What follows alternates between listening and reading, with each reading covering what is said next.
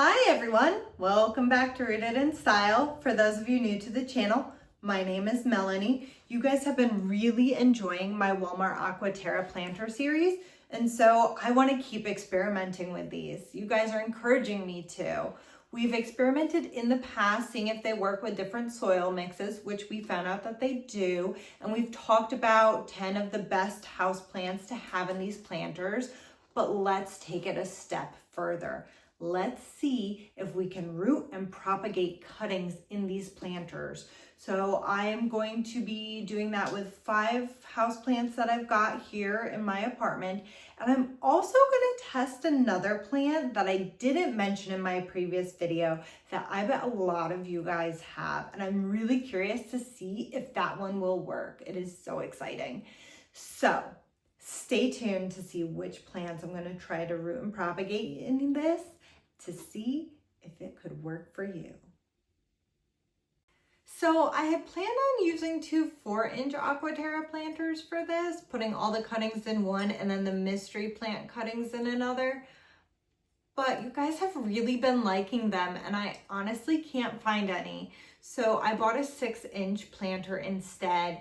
And what I'll do is I'll do all the cuttings in the 6-inch planter and then the mystery plant cuttings in the 4-inch planter.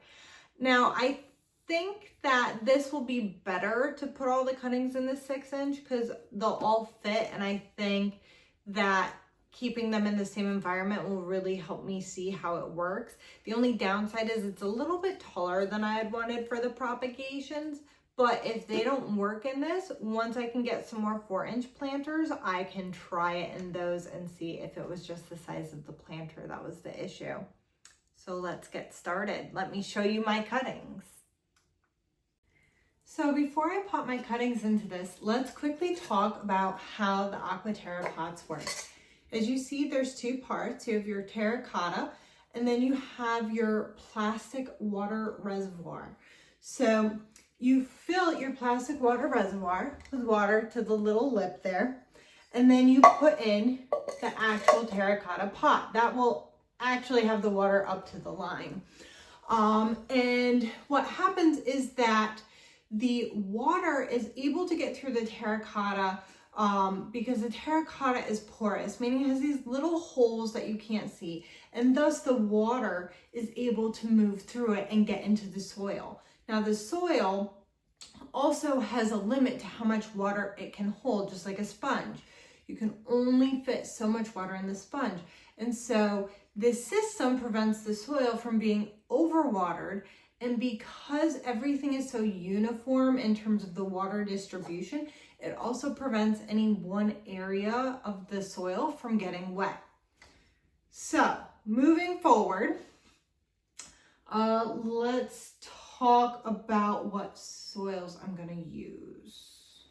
So I will be using my soul soils in the 4-inch pot for the mystery plant, which is actually going to be a Monstera adansonii. I asked you guys if I should cut up my Monstera adansonii because it stopped looking good after I had a vacation. The answer is yes. So I will be seeing if I can put a Monstera in these Aqua Terra pots. I figured that was a great idea because I bet a lot of you guys have Monsteras at home. In this pot, I'm going to be using FoxFarm Ocean Forest soil. It's a good, just general soil. These are also the 2 soils that I used in my experiment video, if you want to watch that. So now let me show you the cuttings. So I've got all my cuttings laid out, and let's go over them. So I've got 3 separate Monstera adansonii cuttings. And I've got 2 cuttings of my Scindapsus argyris. 2 cuttings of my neon pothos. 2 cuttings of, I don't know, this purple Tradescantia.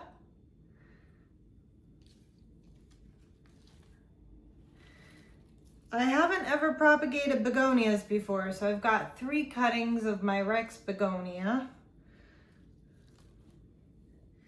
And then 2 cuttings of my Syngonium. I decided that I should probably do 2 cuttings of each just to err on the side of caution, because for you guys who have done cuttings before, you know that it's not uncommon for one of your cuttings to fail while the others do okay. So I'm hoping that by having backups of things that we'll get a more accurate picture. And again, if these cuttings don't do well in the Aqua Terra pot, I'm talking about the non-Monstera ones because we know those will work in other regular ones. If these don't work in this bigger container, I will try them in the 4-inch as well, simply because I don't know if part of it will be that this is too deep. And I tried to offset that by having long stems, so you can see how long this stem is. And this way, it goes fairly deep into the pot.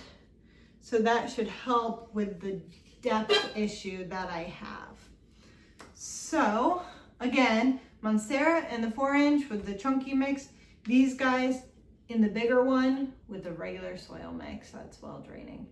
So let's get started. Now, when you do your cuttings, you should allow some of them to callus over. That prevents any like mold or anything from killing your stems. So the begonias like to be calloused over. I'm guessing Syngoniums probably do as well. And it's probably best if you wait at least a little bit of time before you repot everything. I am going to start with my Monstera simply because I think that will be the easiest one to repot. You can't really see what I'm doing in my secondary camera. Well, I may shuffle my cameras around because I have 2 cameras and I want you guys to really be able to see what I'm doing. And I'm going to start by repotting my Monstera adansonii. And like I said, I will do this in the chunky mix in the 4-inch pot. Okay, so I've got it filled about halfway. Sorry again, I know the lighting is terrible. And this guy already has some rooting powder on him, so I'm gonna stick him in.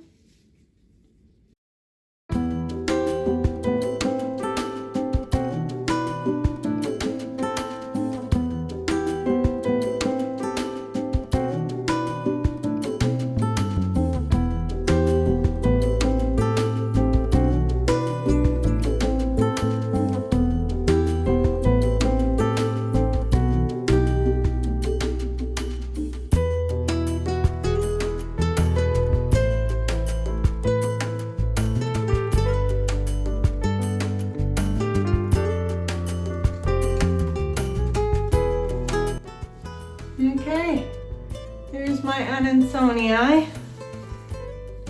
We'll see how that goes.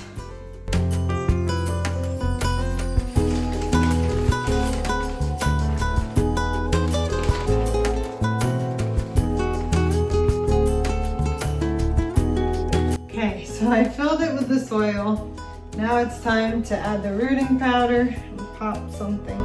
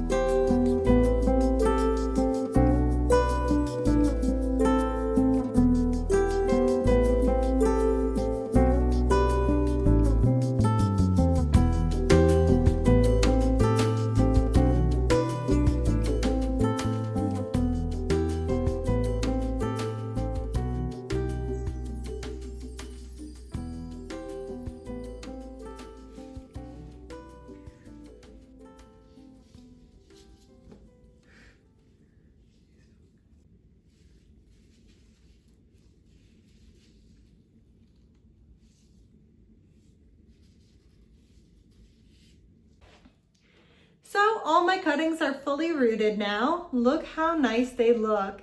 And I have to say, these Monsteras are just some of the most photogenic plants. It just looks so good, and it's not even rooted yet. Oh my gosh. So how amazing would it be if you guys can use these planters for your Monsteras? I really hope you can. We will find out. Let's go over all the cuttings that I have in this planter now. So I've got my Scindapsus arduus, my neon Pothos, my some type of Syngonium, my purple Tradescantia, and the Begonia there in the middle.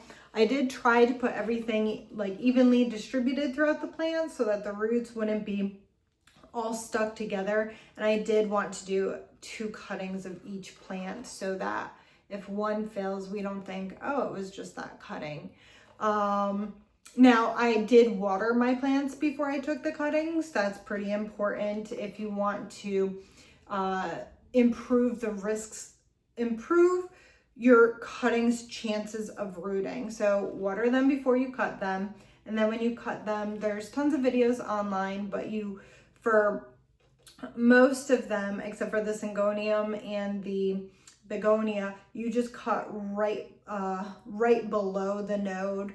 And then I cut off some of the lower leaves just because this pot is so deep that I wanted it a little bit deeper in the pot. The Syngonium and the Begonia are a little bit different. With those, it's not a bulb, but I guess it's kind of like a bulb. I don't know how to explain it, but you go to close to where the roots are, realistically, like really down close to where the plant is in the soil, and you like cut that, and then it's a bunch of pieces stuck together. So because you cut those in that manner, you do want to let them callus for a little bit so that they don't get any like mold or fungus or anything. I dipped mine in rooting powder, but if you really want to prevent that mold and fungus, you can dip them in cinnamon, supposedly. I tried that in the past, and I don't know if it works. I've never had problems with my cuttings getting mold and fungus, but maybe it's because I used to use the cinnamon. I don't know.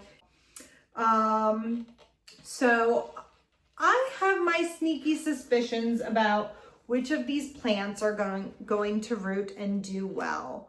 What do you guys think?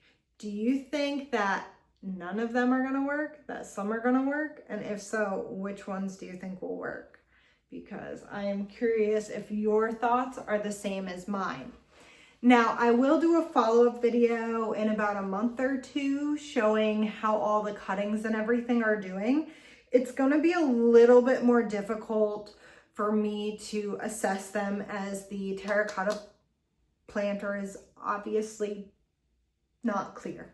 So we can't see obvious roots in this, but what I will do is I'll do like a little bit of a tug test to see if they seem like they're pretty stuck in the soil. And I will show you if we're getting new growth, because if we're getting new growth, there has to be roots because it's getting nutrition somehow. And if, I can't tug it out, then I think it's safe to say that we can believe that there's roots. So anyway, I'll post that video in a month or 2. If you don't want to miss out on it, make sure to hit that notification bell and subscribe to my channel. And if you liked this video, hit that thumbs up button. Until next time, happy planting and stay rooted in style.